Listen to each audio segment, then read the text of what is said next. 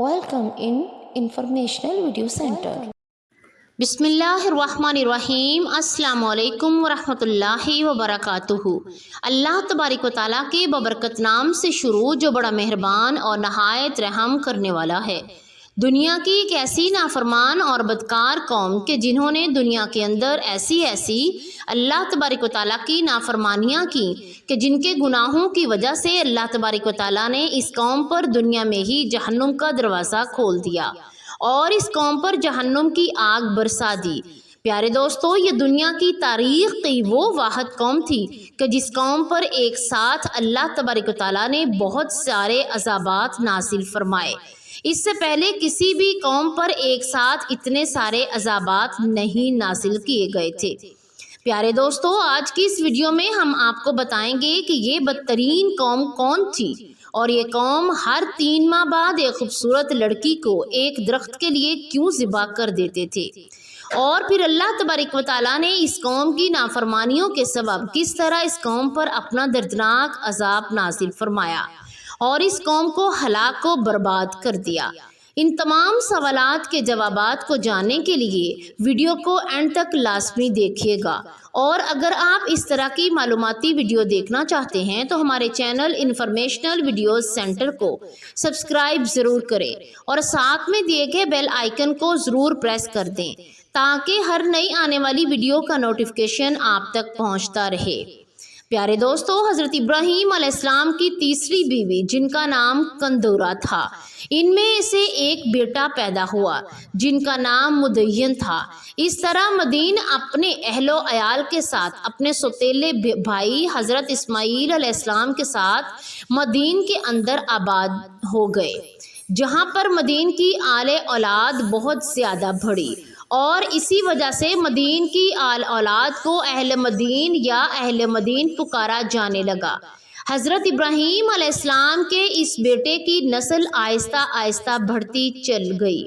और ये नस्ल इतनी बढ़ गई कि एक बहुत बड़ा कबीला बन गया। इस तरह जब इस कौम की नस्ल बहुत ज़्यादा बढ़ गई तो उन्होंने अपने इलाके को 2 हिस्सों में तकसीम कर लिया। शहरी इलाके को मदीन पुकारने लगे जबकि देहाती इलाके को एका कहा जाने लगा और इन्हीं लोगों का जिक्र अल्लाह तबारिक व तआला ने कुरान पाक में असहाबे एका के नाम से किया है। एका का मतलब झुंड वाले और सरसब्ज़ो शादाब झाड़ियों के हैं। इलाका इस कदर खूबसूरत था और यहाँ पर इस कदर सरसब्ज़ो शादाब बागात थे कि अगर कोई दरवाज़ा से इस इलाके को देख लेता तो ऐसा मालूम होता जैसे ये कोई बस्ती नहीं है बल्कि दरख्तों का खूबसूरत एक झुंड है। इसी वजह से अल्लाह तबारिक व तआला ने इस कौम के लिए एका का लफ्ज़ इस्तेमाल किया, जबकि हज़रत अमाम बिन कसीर रहमतुल्लाह अलैह फरमाते हैं कि इस कौम की बस्ती के अंदर एका नाम का एक दरख्त हुआ करता था जिस दरख्त की ये कौम पूजा किया करती थी और इस वजह से इस कौम को असहाबे एका कहा जाने लगा। ये कौम अरब की ऐसी मशहूर शहरा पर आबाद थी कि जहाँ शहरा का जिक्र अल्लाह तबारिक व तआला ने कुरान पाक में भी किया है। इस शहरा को अल्लाह तबारिक व तआला ने कुरान पाक में इमाम मुबीन यानी खुली शहरा कहा है। प्यारे दोस्तों, अहले मदीन ऐसी खुशहाल और अमीर तरीन कौम थी कि दूर दराज से काफ़िले इनकी बस्तियों में आते और यहाँ से फल अनाज और सब्जियाँ वगैरह ले जाते। अहले मदीन की बस्ती इस कदर खूबसूरत थी कि दूर दराज के लोग इनकी बस्ती को देखने के लिए आया करते थे। चूँकि ये कौम एक बहुत बड़ी शहरा पर आबाद थी, लेकिन इस वजह से आने वाले मुसाफिर इनकी बस्ती के अंदर ज़रूर रुका करते थे, जिसकी वजह से इस बस्ती के लोग तजारती कारोबार में मुंसलिक होकर बहुत ज़्यादा अमीर बन चुके थे। प्यारे दोस्तों, इस तरह जब अल्लाह तबारिक व तआला ने अपनी इस कौम पर अपना जब ख़ास फजलो करम फरमाया और इस कौम को खुशहाल कर दिया और इस कौम को तरह तरह की नेमतों से नवाजा, यहाँ तक कि ये कौम अमीर तरीन कौम बन चुकी थी और ये कौम खुशहाल लोग कहलाते थे। अल्लाह तबारिक व तआला की नेमतों को भुलाकर اللہ تبارک و تعالیٰ کی نافرمانیاں کرنے لگے، اور قوم عاد اور قوم سمود اور قوم لوط کی طرح اللہ تبارک و تعالیٰ کی وحدانیت کو چھوڑ کر بتوں کی پوجا کرنے لگے، اور صرف بتوں کی پوجا کرنے لگے بلکہ درخت کو بھی اپنا خدا بنا لیا۔ یہ قوم وہ واحد قوم تھی جنہوں نے سب سے پہلے درختوں کی پوجا شروع کی، اور اس سے پہلے کسی بھی قوم نے درخت کی پوجا نہیں کی تھی۔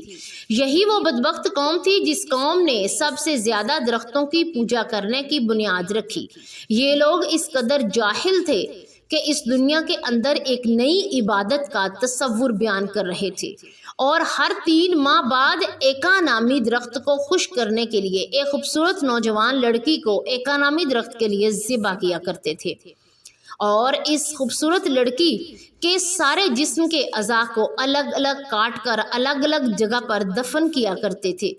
یہ جاہل اس طرح کا کام اس درخت کو اپنا خدا مانتے تھے، اور اس کا یہ عقیدہ تھا کہ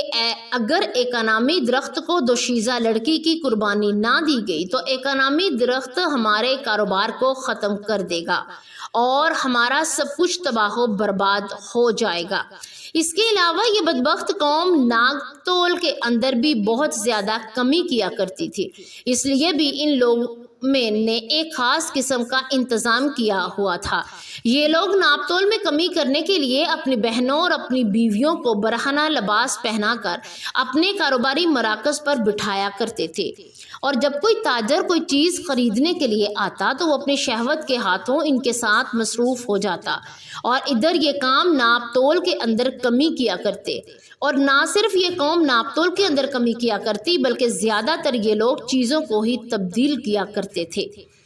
پیارے دوستو، اس طرح یہ قوم طرح طرح کی نافرمانیوں کے اندر مبتلا ہو گئی تھی، اور ان کے دن رات اللہ تبارک و تعالیٰ کی نافرمانیوں کے اندر گزر رہے تھے۔ اپنے پیارے نبی حضرت شعیب علیہ السلام کو اس قوم کی طرف نبی بنا کر بھیجا۔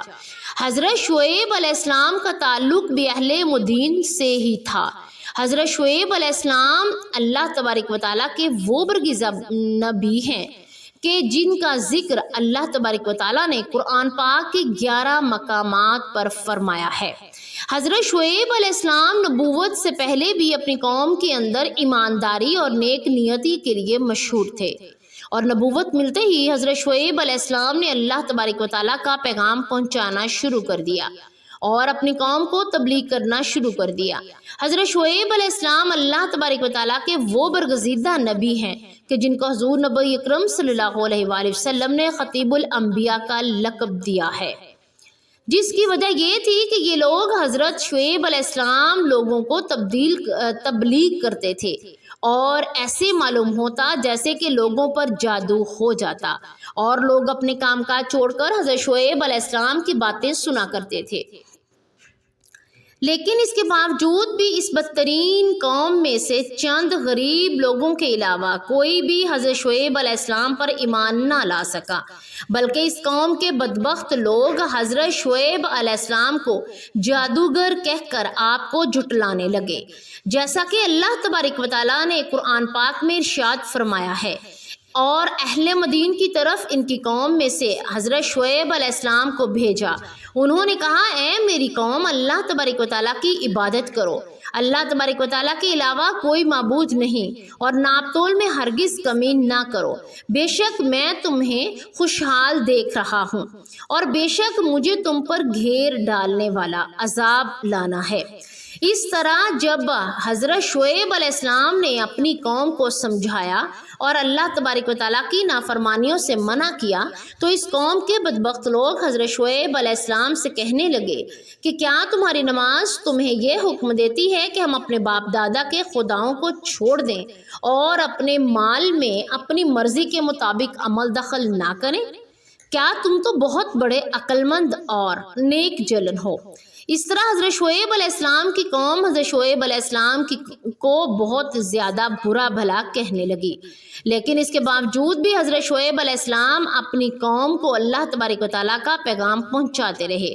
اور اللہ تبارک و تعالیٰ کی وحدانیت کی طرف بلاتے رہے۔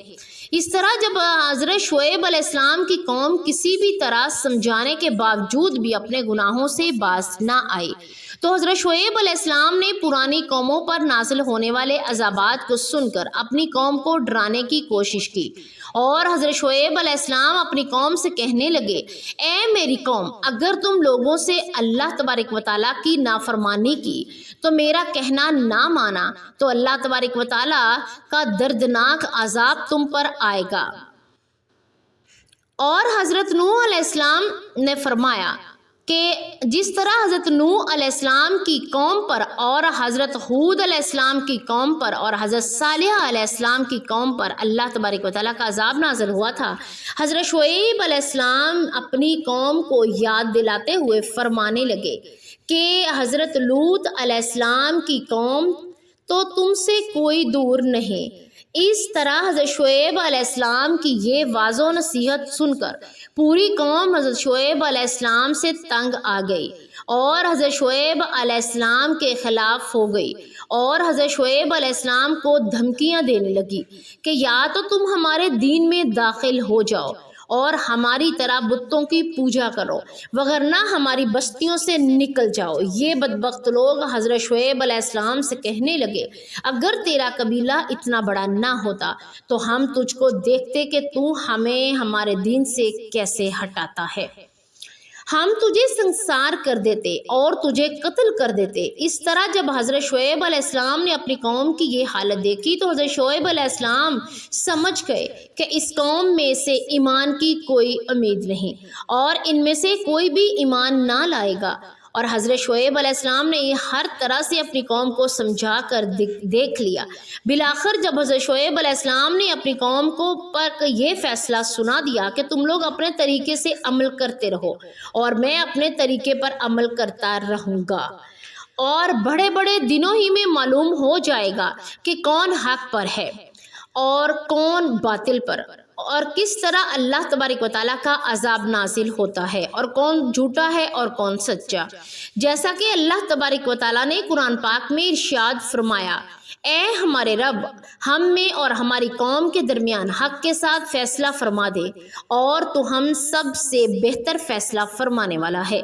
حضرت شعیب علیہ السلام نے آخری بار میں اپنی قوم کو سمجھانے کی کوشش کی، لیکن یہ بدبخت قوم اپنے گناہوں سے باز نہ آئی اور اللہ تبارک و تعالیٰ کی نافرمانیاں کرتی رہی، بلکہ یہ قوم حضرت شعیب علیہ السلام سے یہ کہنے لگی کہ اگر تم اللہ تبارک و تعالیٰ کے سچے نبی ہو تو آسمان سے کوئی ٹکڑا گرا کر ہم سب کو ہلاک کر دو۔ اور یہ لوگ حضرت شعیب علیہ السلام سے کہنے لگے کہ اللہ تبارک و تعالیٰ کی اس عذاب کو ہم پر لے آؤ جس عذاب سے تم بار بار ہمیں ڈراتے ہو۔ اس طرح جب یہ قوم قابل ہدایت نہ رہی اور ہر لحاظ سے اللہ تبارک و تعالیٰ کی نافرمانی میں ثابت ہو چکی تھی، خود ہی اللہ تبارک و تعالیٰ کے عذاب کو طلب کرنے لگی، تو اللہ تبارک و تعالیٰ کا دردناک عذاب اس قوم پر نازل ہو گیا، جیسا کہ حدیث پاک میں آتا ہے کہ اس قوم پر اللہ تبارک و تعالیٰ نے دنیا میں ہی جہنم کا ایک دروازہ کھول دیا، جس کی وجہ سے ان کی آبادی اور حرارت کی وجہ سے بستی والوں کا دم گھٹنے لگا، اور تو یہ لوگ ادھر ادھر بھاگنے لگے اور اپنے گھروں میں چھپنے لگے اور اپنے سروں پر پانی ڈالنے لگے، مگر پانی اور سائے کی وجہ سے بھی اس قوم کو کوئی چین اور قرار نہ ملا، یہاں تک کہ اس قوم کے بدبخت لوگوں کو جسم جہنم کی آگ کی گرمی کی وجہ سے جھلسنے لگا اور یہ لوگ جسم کی آگ میں جلنے لگے۔ پھر اللہ تبارک و تعالیٰ نے آسمان سے بادل کا ٹکڑا بھیجا اور اس بادل نے بستی کی ایک طرف سایہ کر دیا اور اسی بادل کے سائے کے نیچے ٹھنڈی ہوا چلنے لگی۔ یہ منظر دیکھ کر اس قوم کے تمام تر بدبخت لوگ اس بادل کے سائے کے نیچے آ گئے۔ جیسے ہی اس سائے کے نیچے جمع ہو گئے تو اس وقت ایک زوردار چیخ سنائی دی، پھر اللہ تبارک و تعالیٰ نے اس قوم پر آگ کے گولے برسائے اور ساتھ ہی ساتھ اس قوم پر زلزلے کا عذاب بھی نازل کر دیا۔ اسی طرح اللہ تبارک و تعالیٰ نے اس قوم پر ایک ساتھ بہت سارے دردناک عذاب نازل کیے تھے، اور ان دردناک عذابات کے اندر لوگ تڑپ تڑپ کر ہلاک ہو گئے، اور اس قوم کے بدبخت لوگوں کے نام و نشان کو اللہ تبارک و تعالیٰ نے صفائے ہستی سے مٹا دیا اور اس قوم کو رہتی دنیا کے لیے عبرت کا نشان بنا دیا۔ لیکن حضرت شعیب علیہ السلام اور جو لوگ حضرت شعیب علیہ السلام پر ایمان لا چکے تھے، ان کو اللہ تبارک و تعالیٰ نے ان عذابات سے محفوظ رکھا۔ اس قوم کی ہلاکت کے بعد حضرت شعیب علیہ السلام شباب نمی مقام کی طرف تشریف لے گئے اور آپ نے اپنی پوری زندگی وہیں پر گزار دی اور وہیں پر ان کی وفات ہوئی۔